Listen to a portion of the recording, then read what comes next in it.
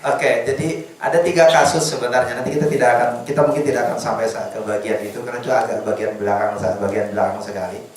Ampun supaya sederek-sederek sedanten, like, komen, dan subscribe nggih. Matur nuwun. Ada 3 kasus yang sangat bernuansa lokal Banjar yang dihadapkan kepada Syekh Hasan Al-Banjari saat itu. Pertama, beliau didatangkan dengan kasus menyanggar Banua. Kasus menyanggar Banua itu. Yang kedua, beliau dihadapkan dengan pertanyaan tentang kasus membuang pasilih. Jadi membuang pasilih itu tradisinya orang Banjar, itu ada di buku yang di Kang Jadul itu ada, di dalam ada. Lalu kemudian yang ketiga, beliau juga dihadapkan pada pertanyaan tentang wujudiyah tadi, wujudiyah yang mulhid, wujudiyahnya Abdul Hamid Abulung. Nah, dua kasus yang pertama itu adalah 2 kasus yang menyanggar Banua. Menyanggar Banua itu sebenarnya tradisinya orang Banjar. Mungkin kalau di Jawa itu mirip-mirip kayak merti desa. Di sana istilahnya menyanggar Banua. Jadi ada adat kebiasaan orang setempat yang melakukan melakukan sesajen, menyembelih, lalu kemudian digambarkan di dalam sejarah itu yang dihadapi di dalam sini juga disebut yang dihadapi oleh Syekh Hasan Al-Banjari. Tradisi menyanggar Banua itu tradisi orang dulu untuk ya seperti merti desa, tapi nanti diawali dengan prosesi-prosesi ritual, sejumlah orang nanti trans, karena mungkin sama dengan di Jawa ya, sejumlah orang trans. Lalu kemudian sampai pada titik tertentu ada tradisi kurban. Nanti ke tradisi kurban darah dari kurbannya kambing. Jadi tidak, nanti darah dari kepala kambing itu bercecer sampai orang-orang yang trans ini akan berebut mengambil darah ini tadi. Karena yang trans ini sebenarnya yang masuk itu adalah roh dari para leluhur gitu, makhluk gaib. Karena begini, baik membuang pasilih maupun menyanggar Banua itu berangkat dari mitologi orang Banjar. Mitologi itu ada di dalam hikayat Banjar. Nah, kalau mitologinya tidak ada di sini, tapi dasarnya itu ada di mitologi. Kalau kita mulai dari sana ya, ben ketok pinter gitu kan. Jadi udah kompleks ceritanya gitu. Oke, kan di dalam mitologi orang Banjar itu meyakini dulu bahwa asal usul orang Banjar itu diceritakan dalam hikayat Banjar. Itu berawal dari 2 orang, perkawinan antara Raden Putra dan Putri Junjung Bui. Jadi digambarkan, ceritanya agak panjang, tapi singkatnya begini. Putri Junjung Bui itu disebut sebagai Putri Junjung Bui karena dia digambarkan putri ini itu adalah anak dewa, anak tutisan orang gaib yang keluar dari tanah lautan dimuncul di bui. Jadi ada bui banyak, nanti putri ini keluar di sana. Pada saat yang sama, Raden Putra itu adalah anak dari raja di tanah Jawa yang tidak berbentuk manusia saat itu. Dibawa menyeberang ke tanah Banjar, di tengah lautan hilang. Nanti hilang itu jauh, tenggelam ke dalam laut. Dicari lagi, enggak ketemu sampai berhari-hari tidak ketemu, sampai diadakan ritual untuk mengeluarkannya. Tiba-tiba keluarlah dia sudah berbentuk lelaki yang tampan gagah perkasa. Inilah jodohnya, inilah yang lalu kemudian menjadi orang pertama di kerajaan Banjar yang dikenal dengan Pangeran Surya Nata. Jadi Pangeran Surya Nata itu orang pertama di Banjar, sebagai raja pertama Banjar, yang lalu kemudian kawinlah dengan putri yang keluar dari Buih ini tadi, Putri Junjung Buih. Hasil perkawinan mereka berdua inilah yang menurunkan kerajaan Banjar mulai dari sejak zaman kerajaan Dahak dulu. Kerajaan Banjar itu kan belakangan nanti. Nah, perkawinan mereka setelah masa berlalu, mereka punya anak keturunan, diyakini bahwa mereka tidak meninggal. Tetapi ketika mereka berpindah alam menjadi orang gaib. Makanya di dalam keyakinan orang Banjar itu dibedakan antara makhluk halus dan orang gaib. Kalau makhluk halus itu memang jin, demit dan teman-teman. Tapi kalau orang gaib itu manusia yang dengan ketinggian derajatnya, ketinggian kemampuannya, lalu kemudian dia berpindah alam.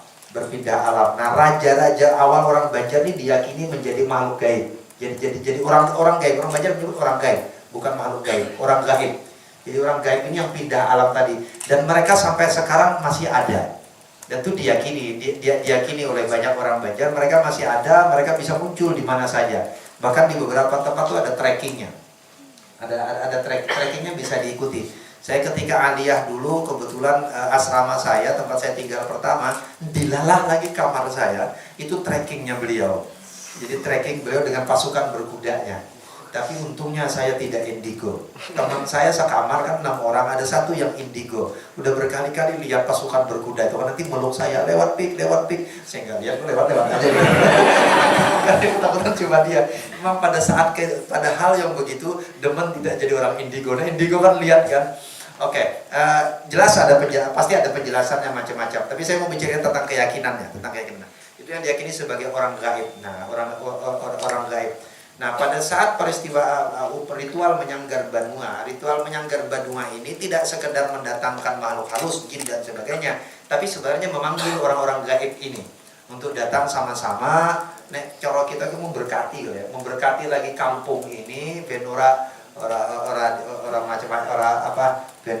biar bisa mendatangkan kesejahteraan, tidak mendatangkan kesengsaraan kepada penduduknya. Makanya disebut dengan menyanggar Banua. Menyanggar itu kayak ngasih tiang gitu. Jadi ngasih tiang. Banua itu kampung gitu. Jadi yang mirip seperti mereka desa di sini.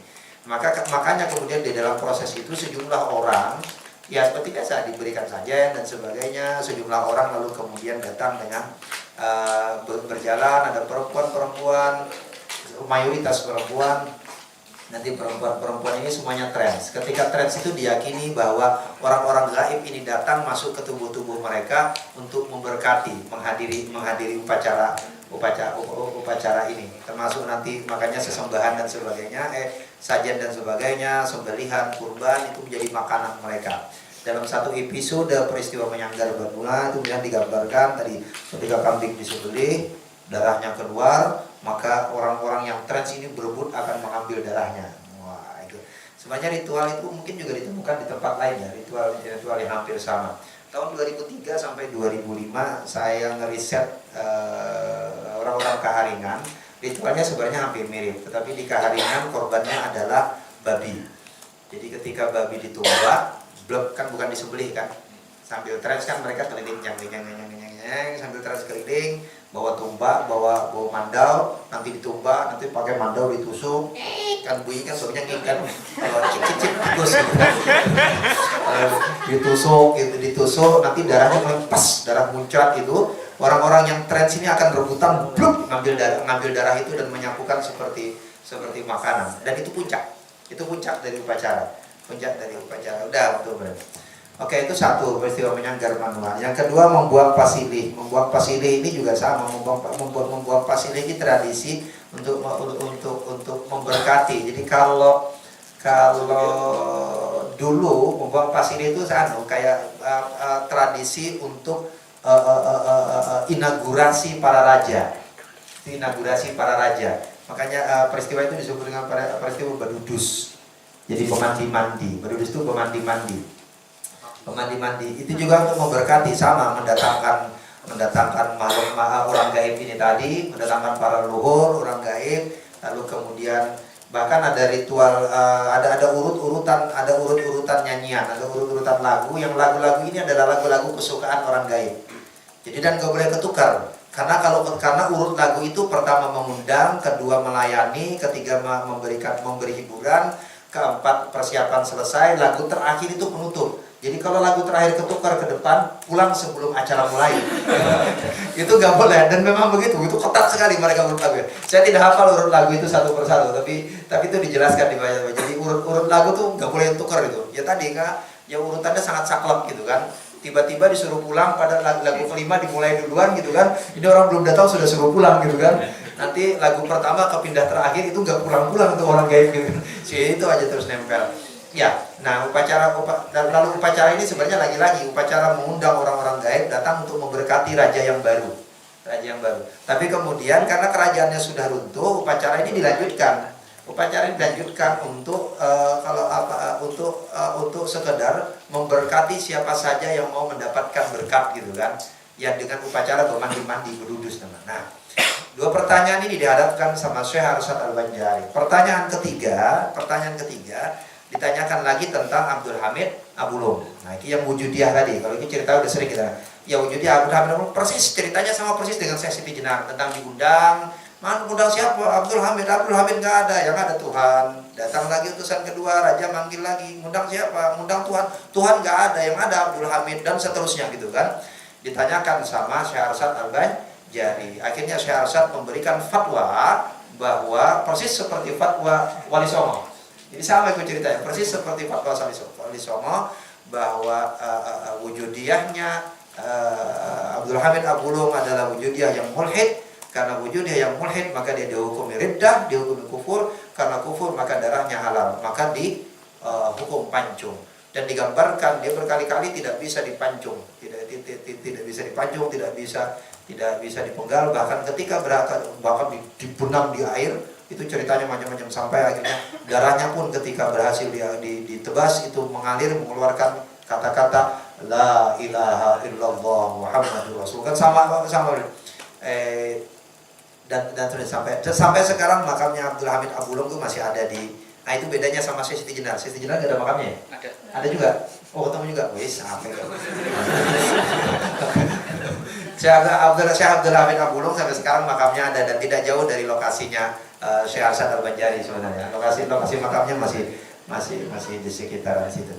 Sudah. Nah 3 pertanyaan ini diharapkan kepada Syekh Arsyad Al-Banjari. Untuk menjawab pertanyaan itu, Syekh Arsyad Al-Banjari tidak hanya menjawab 3 pertanyaan itu saja. Maka beliau mengaranglah kitab Tuhfatur Raghibin. Beliau mengarang kitab ini untuk menjawab itu, tetapi beliau memulai dengan penjelasan tentang apa itu hakikat iman. Nah, kalau bacakan mohon gitu. Dan ini bahasanya Arab Melayu. Dan yang paling saya lupa tadi bawa kacamata buat baca. Kalau saya udah tua loh, serius. Kalau enggak tua-tua banget gitu. 1,5. Oh, kalau 1,5 baca saya. Oke. Ini apa? Ini buat nyetir. Udah itu kacamata udah. Menggede tapi berat, kok saya jadi pusing. 1,5 ya? Mungkin 2 Pak. 2. Tapi 3 lagi. Saya mengerjitkan dai saja sambil mengerjitkan. Oke, kalau bacakan mohon di nanti sambil di mana kita sambil menyimak bagaimana posisi beliau dalam ilmu tauhid. Bismillahirrahmanirrahim. Dengan nama Allah yang amat menganugerahi nikmat yang besar, lagi-lagi yang amat menganugerahi nikmat yang sani-sani. Sani-sani ini ujar Abu Daudi itu juga dipengaruhi oleh bahasa Aceh sebenarnya, kadang bermakna banyak sekali. Jua aku mulai risalah ini alhamdulillahilladzi hafaza imanal mu'minina bi faidi bahri taufiqihi wa mahdil ifdal. Jadi ujar beliau, segala puji tertentu bagi Allah yang memelihara akan iman segala mereka yang beriman dengan lampah laut taufiknya dan dengan semata-mata karunia-Nya. Nggak usah dijelaskan ya. Wa nawwarahu bi anwari ittiba'i awamirihi wa jitinabi nawahihi wa islahil a'mal. Dan ia juga yang menerangi iman mereka itu dengan cahaya mengikut segala suruhnya dan menjauhi segala larangannya dan berbaik segala amal. Paham kan? Oh, ora usah dijelaskan, ini bahasa akeh wong Melayu kan. Iki bahasanya bahasa Melayu. Banyak yang orang melaku, enggak Melayu. Melaku itu. Melaku. Oke. Bahasanya disebut dengan bahasa Jawi, bahasa Jawi. Mana tadi? Segala orang yang dengan Wassalatu wassalamu ala nabiyyina Muhammadin sayyidil anam wa alihi wa sahbihi sadatil kiram. Dan rahmat Allah dan selamanya atas nabi kita Muhammad, penghulu segala makhluk, dan atas segala keluarganya dan sahabatnya, segala penghulu yang amat mulia. Amma ba'du, fayaqulul abdul faqiru ila maulahul kabir al-mu'tarifu bid-dambi wat taqsir.